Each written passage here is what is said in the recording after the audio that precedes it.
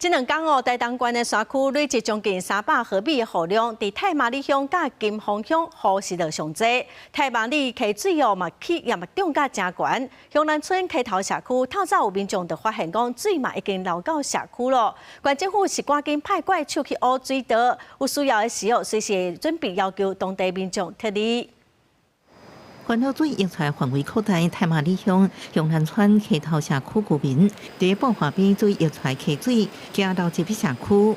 当地居民讲，北北风灾抢修了后，太麻里溪南北两边的爆发关度无同，南边较低。这摆风台溪水无大，暗过水刷向南边流。县府早起赶紧派怪手引流水道，暗过居民认为效果真有限。大水来的话，那个沙石还是一样啊，在河床里面啊，这根本都没有用啊。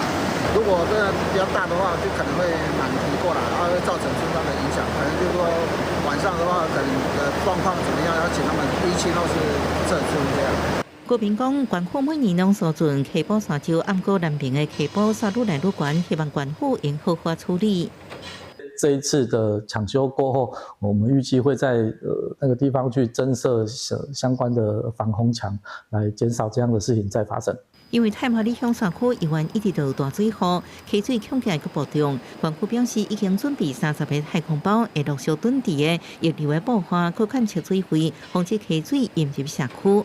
记者综合报道。